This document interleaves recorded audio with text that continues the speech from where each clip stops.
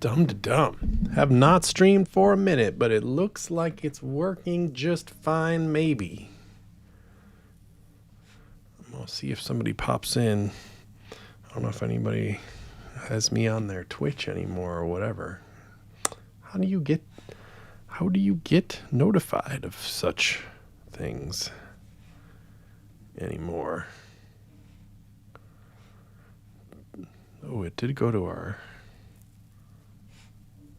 It went to Discord, okay. This is the Shop Talk one. The Shop Talk show. Oh, man, of course they started to do some work next door. Hopefully this sensitive microphone doesn't pick it up.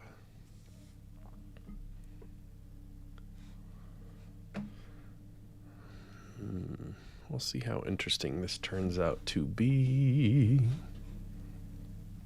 2 destinations.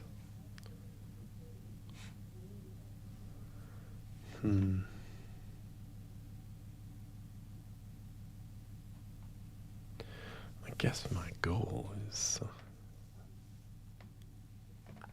I should probably be playing Clues by Sam, frankly.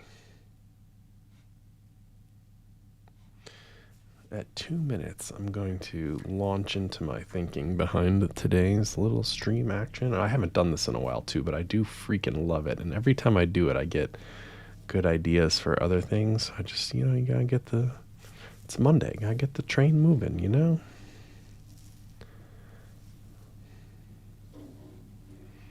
All right, I'm going to be talking to myself, which is fine. Okay, so here's the deal with this particular pen, which we maybe made on this very stream, but I'm not sure. But this is the CodePens 2.0 editor, of course, still in private beta, but, not forever. Ooh, is this team owned? Why is there so many people on our little list here? I must have just invited everybody in the world to this one at some point. That's cool, or the people on CodePen anyway. This is using the classic block on CodePen, and you can tell because under blocks, it'll say classic here. That's just kind of an optional block, but it makes it behave a little bit like the 1.0 or the classic editor on CodePen. The idea being that normally in the 2.0 editor, if I was going to make a file called like old.html or something, you're kind of responsible in the new editor to have the complete doc type for it, which is just easier to understand for new editor and has all the control and power for experienced editors. We just think that's generally the right move. But the old CodePen basically injected all that stuff, and you only saw this stuff, not even the script really. You just have that, and we'd put it in a template for you, and but how do we do that in the new editor? How do we know what to inject as well? There's a config for it. So the classic block says like, inject this CSS file and this CSS file and this script file and put these classes there, and stuff that you'd want to control on those pages happens through config now. So when you see a HTML file or a file that gets turned into HTML like Nunjucks here, you're not seeing the whole doc type and stuff, and you just need to know that things get injected into the final version of this HTML via this config. So it keeps it kind of light. So if I'm making a multi-page website in this new editor, which I'm hoping people do because it's much more capable in that way, thanks to the classic block and Nunjucks that just has this simple template, we can keep it pretty chill. So we have this navigation that is present on the about page and the contact page and the home page, just by virtue of it using this template, which is page.njk, which is just has the navigation on all 3 of these pages. So as I click to these pages, that's wonderful. It's just swapping out a 3-page website. So it's just the bones to say, look at how easy a multi-page website can be in this new editor. That's just the point of all that. I think that's cool. And what my goal in this screencast is to let's just add CSS page transitions to them, because that should be easily possible with this particular setup. So Nunjucks isn't required for this. It's just the setup for this is is pretty chill. So let's keep it chill, I guess. Very little CSS in this. I linked up the starter, which we made on this very stream, a month ago or however long that was, and just a little bit of CSS for this navigation up top. But one of the things we're trying to do, like I said, was have view transitions between the pages. So at view transition, look at that, it even auto completes. Apparently we're keeping our code editor packages up to date, our language servers and stuff. You have to put navigation auto. I don't even think we're going to notice much of a change. Let's make sure that the build process is running happily here. Nunjux is processing and all that. Now as I click between them, we have a little bit of a fade. It looks like we had kind of a fade effect as I was clicking these before, but now this is officially, the pages are fading out into each other. Now, thanks to just like general paint holding, you don't even see the white flash up here in the header at all. I think that kind of depends on the browser you're in, but these days browsers do all they can to not show you a big nasty white flash, but we can kind of like force that too. I think we could say view transition name is like the nav or something. So now, because it has a view transition name on the old site, meaning like index.html here. In fact, we can look at the build output and see these are just HTML files that get built. Index.html, contact, whatever. If I click onto about, we'll see the URL becomes about. Our web server knows what that means. Look for the about.html page or whatever. So as you're going back and forth between home and about, this, because it has the same view transition name, it would like animate from one position to a different position or something, but because it's staying steady, it's like a definitely gonna just be there. There will not be a white flash in any browser that supports it. We didn't really need to do it because the browser appeared to be doing it anyway, but that just seems like kind of a smart thing to do, I guess. Cool. Now I think what I want to do though is like, that's boring in a way, is that I think is it an improvement? I'd say it's a little bit of an improvement, maybe. Like the fact that a page fades out and fades back in. But does it work on every website on the entire internet? I don't know. Maybe not. Maybe just not having that is fine on a website. I think the point is more like, now I have control, and maybe that's cool. So what I was thinking is, this stays the same. What about all this main content area down here? So like on the about page, we could augment it if we wanted to. P, lorem, now we're looking at more content on this page. If you click back to the home page, like what could happen? And my idea to add this real quickly is to have it like, move out to the left, I guess, and have the new page come in from the right. That seems more like, now we're exerting some control. Now we're doing something that was hard or generally impossible before we had view transition. So let's do that. So let's take this main content area and give it a view transition name too, which isn't going to really do anything, but we'll just say main. And then what we have is these view transition pseudo elements to target them. So we can say view transition old on main. So this is this. Main, and now we can like do something specific to the main area on its way out, and we can do, oops, I was trying to copy and paste that, and then we can do something view transition new to the main content area on its way in. And what we'll do is we'll just have some sliding animation. So at keyframes, slide in from right, I guess is what we want. And we'll just say from, where is it? So it's like pushed off to the right a little bit. So we'll say translate 150 pixels. So in the inline direction, just scoot to the right.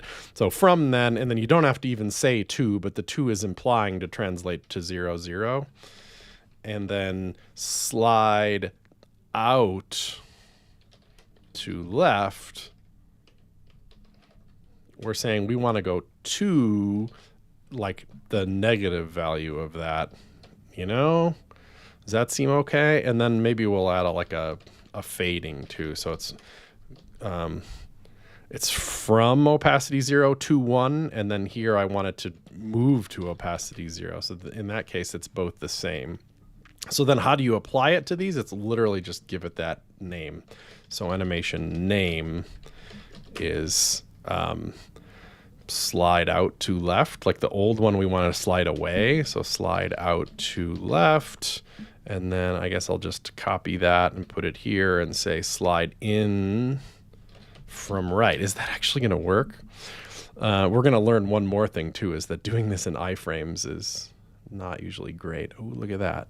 Home, about, contact. They don't seem to be sliding away correctly, but the reason that's all jacked up, I had to learn the hard way because I was frustrated about this forever, is that it just doesn't behave right in iframes, which sucks. But if I just grab this URL and just say like, I don't want to look at it in an iframe, and I'm just in Arc here, so I can open it in this instead. This is still going to be a live preview in CodePen, so we get the value there too. So if you said about with a exclamation point here after the build is done, it's going to update this too. Oh, look at it slide in.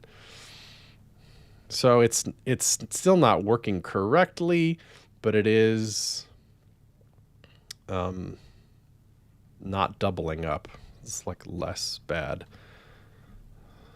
Oh, slide out to left.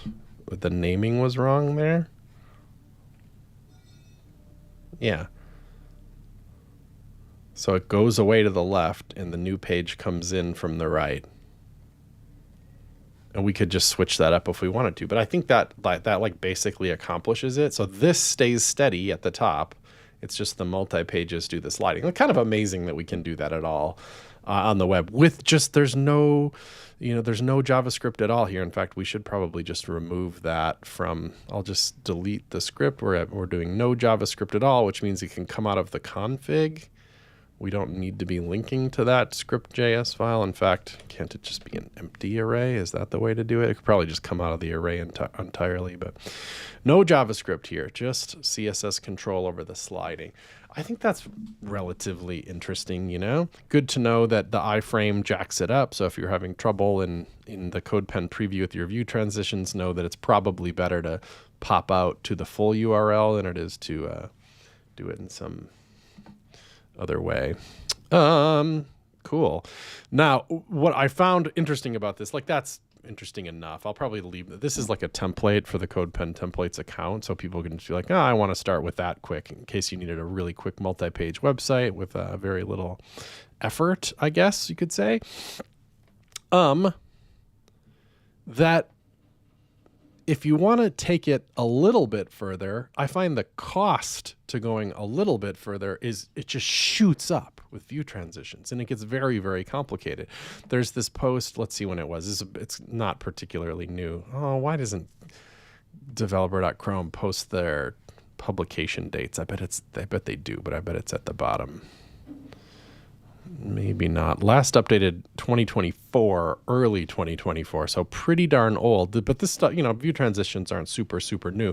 But as far as I know, this is about as good as it can be for taking this a little bit further. And what I mean by a little bit further is, I guess we'll get there. Let's look at this because it starts out the same way I started streaming this. Like, oh, you just add view transition navigated in audio and then you get the fading. Okay, great. That's kind of fine. Although, okay. We got this kind of thing going on. This is fun. Let's maybe not try to copy, but see what more can we do with sliding real quick, because I think that's pretty rad. So if the opacity of the main content goes down to 0, what's behind the main content is like the HTML element. If we made that black, background black, would it kind of fade to... Oh gosh, why did it all go black? Oh, main just needs to be white, right? Background white, but then it's not going to be tall enough, right? It's only going to be as tall as this is.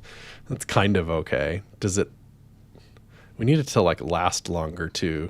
Animation duration, we'll make it like a full second. Is that the right property? Yeah.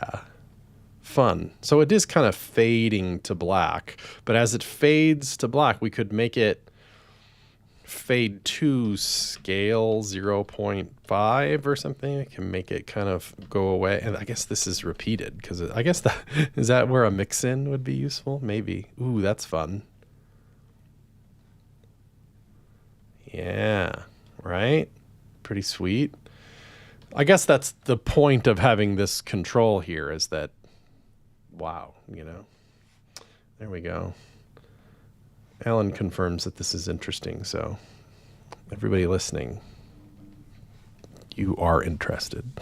Okay, cool. So it's not hard, I just mean like looking at Baramis's demo here, is that cool? Like that's cool, but this isn't doing anything more complicated than what we're already doing. We just have all this control. So the his slide one did not come in with lower opacity or scale, and it came much further. It came like all the way in, so like 100% of the viewport inline. So one faded away, and then it just slid in. Ooh, that looks awesome, doesn't it? Okay. I really like that. It looks better. It looked a little almost janky before or something. It is a little weird. I think if I click contact again, contact replaces itself. I wonder if there's a way we could stop that. But so far, I think that's pretty cool. All right. I'm not making my point, though, about the complexity jump up. So let's start reading here because I'm already seeing stuff that we haven't used and that I don't know that much about. So to customize cross-document view transitions, there are some web platform features you can use, the page swap and page reveal events. I've never used these. No idea. Navigational activation information and render blocking. They're not part of the Vue.a specification itself, but they're designed to be used in conjunction. Okay. These two events get fired for every same origin cross-document navigation. Yeah, of course, it's not gonna, you can't really animate from your website to somebody else's website.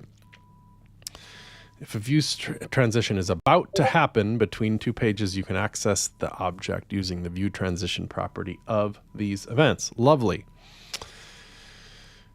Page swap event fires before the last frame of a page, and this fires on a page after it's been initialized. So this is like, view transition before and view transition after.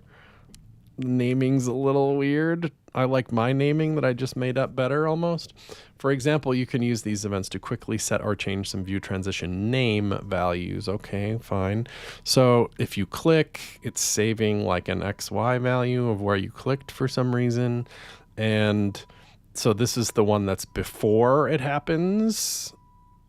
If it is a view transition, I'm not sure why that matters. Set those values to local storage, and then when the page comes out, I can pluck them out of last storage. So I know where the XY coordinate of a click happened even after the page happened. I wonder what the goal of that is, but it's neat to know, like if you're going to reveal a little like pop where the click happened, you'd have to do that on the new page. So you would need to know where that information happened, I guess. You can skip the transition. Okay. So navigation information, I guess that was just a little aside, really. We don't get a demo there. The type of animation depends on the navigation path. Sure, I could see that being interesting. Fine. So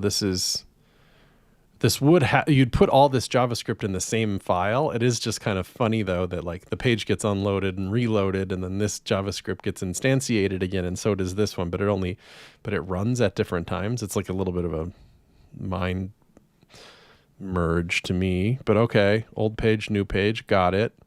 Where this gets funky to me though is that where I'm headed with this is like, so when I click about, it makes sense that the new page comes in, but then if I press the back button to go back to home, instead of this animation running in reverse, it just runs in the same direction again, which isn't terribly bothersome, but would be in like a kind of a carousel situation. So that's what's going on. I know, because I've read this article a couple of times now, where this is headed. And here's some more stuff that I've never heard of in my life. Navigation types, slide and forwards. I literally have no idea what that does. To set the types on the fly, use the page swap and page reveal events to manipulate the value of event.viewTransition.types. So if you have a page reveal, which is the incoming page, you have to check if it's a view transition or not. I'm not sure why. You'd think it would be because of this event is specific to view transitions, isn't it? Then you set the transition type by calling determine transition type, which looks like it must be a built-in function. It's weird that it's not on window, or so. I guess it is on window, right? He just didn't write window dot like he did here. Then you pass in navigation.activation.from and navigation.entry. What would you? Why doesn't it automatically know those things if it's just some global? That's very confusing. And then you add the type to determine which type it is, which we don't even really know what the types do yet. Okay, it looks like it kind of makes sense here because it's a pseudo class on the HTML element that you test which type you're in. So if it's a type of forwards or backwards, it removes the view transition name on the root and adds it to the article. Oh my gosh. My brain is starting to spin. But I guess it means that you can have different types of view transitions that do different things, and you can control that in CSS as long as the types are added to whatever e.viewTransition.types is. Kind of breaks my brain a little bit, but I do see where this is going here, and we can just click to the demo ourselves. So this is a page like ours. You can see our page in this pretty easily, I think. If we click to page 2, it like carousels to 2. But if you click back to 1, it's going to go the other way, which like feels correct. And I can even go 2 and then I think hit the back button and it'll respect that. Ours will not respect that. So I think just that, getting that one little nicety in this situation requires like 10x the amount of code and understanding. And that's the part that bugs me a little bit, I guess. Like just how much more complicated that is. Okay, so the transition type is used to determine the page reveal and page swap events by looking at the to and from URLs. I don't really know what that means yet.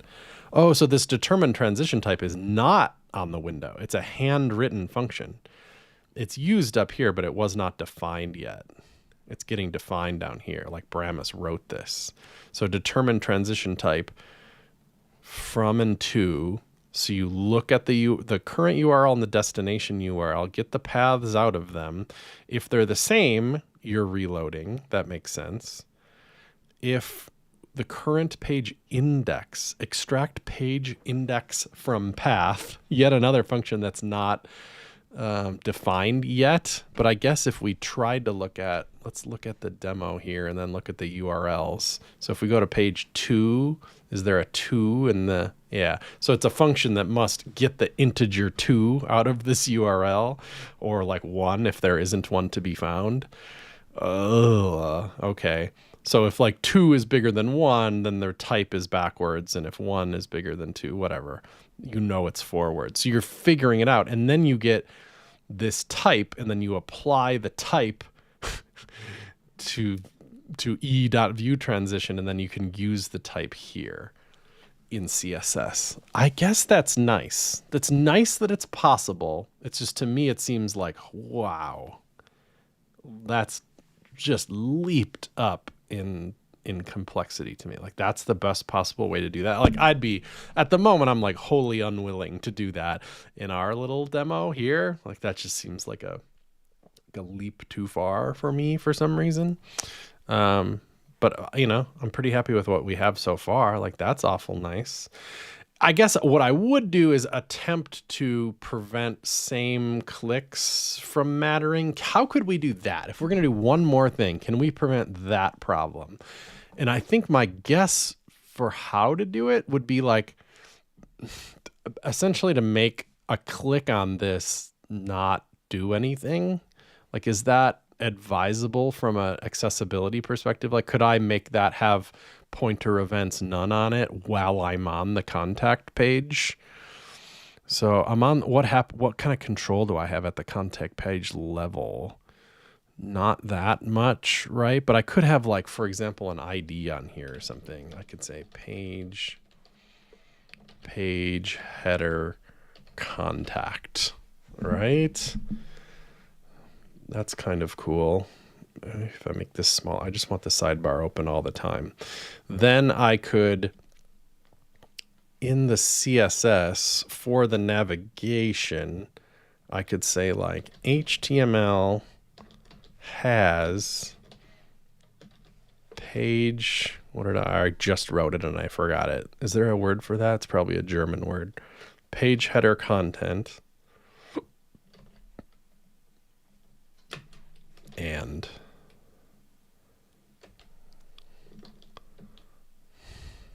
is that what I mean though? And site nav. And now that I'm on a page that has that header on it and I'm in the site nav, then an A tag that has contact in it. What does that URL look like? It has /contact in it with an href that, I don't know, I'll just say star equals, why is that looking weird to me? Can I put quotes like that?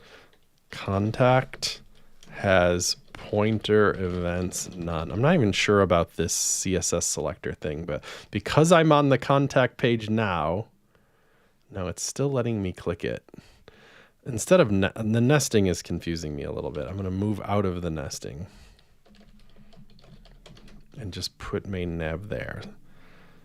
So this contact page, do you have, where's that H1? It has, there is a thing in it.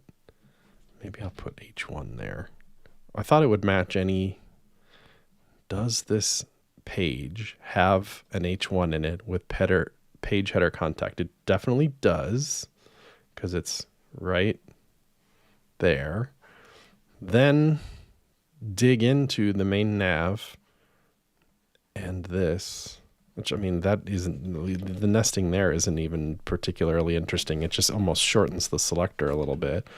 And hit save just to prettier it up. To me, it seems like that's being selected and it should have pointer events none on it, but it's not being selected. Did I write it incorrectly?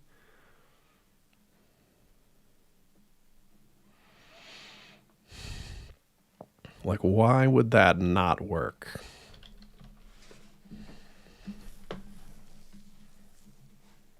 Because it doesn't work. Did I write that wrong? Oh, it's star equals, isn't it? Not equals star. I bet that just immediately fixes it. So I go to contact. No, I can still click contact though. It seems like this body definitely had, did I write the has selector wrong? Page header contact.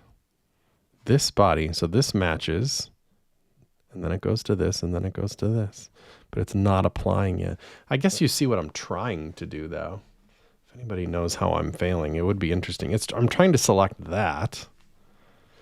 I guess maybe I'm just, if I just do it exactly, is that fixing it?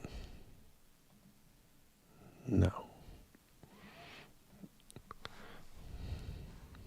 It seems like it should. That selector seems right to me, but isn't, which is my whole Clues by Sam experience in my entire life is that. What if we just wrote, just to sanity check this a little bit, if we run that and we wrote background red, like, doesn't that select the body and make it red? Totally does. So then if we said .main nav, does it make it red on the contact page? No. Site nav, not main nav. People, nobody's paying attention. So we can get rid of our sanity check. That's what sanity checks are all about. So now I click to contact. I won't be able to click the contact button again. You know?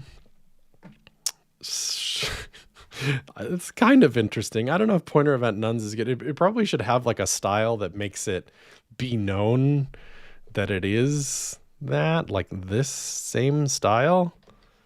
Like put that on it. So at least it like is self-aware that that's the active page. Ooh, my mouse stopped working. Did my entire computer freeze? No. I think it's just out of mouse juice. Just a moment.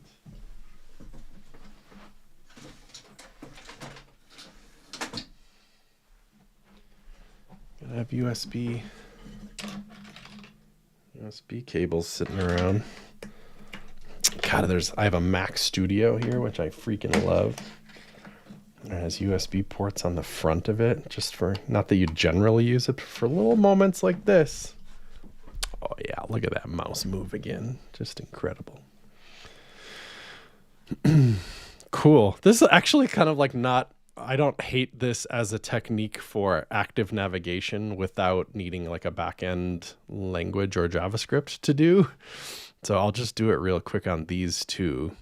So I'll say this has an ID on it. And what did we call it? Did I copy it to my clipboard at one time? I did. So page header about, and then on the home page, we'll say the ID is page header home. Save. And then in this, I could just comma separate it. But why don't now I do want to nest it. So I'll save that as nesting, and then I can comma separate up here. Oh, no, I can't, because this and this are tied. So I can comma separate, but I have to comma separate this whole beast. So we're going to do it 3 times, put the comma in like we're supposed to, and then this becomes about, and this is about, oh, I just learned this today. I don't realize we had a keyboard shortcut for this, but if I select this and go Command-Shift-L, it'll select the next instance. Ooh, it selected all instances. Command-Shift-L. Is it Command-Option-L to only select the next, maybe? No, it's all or nothing.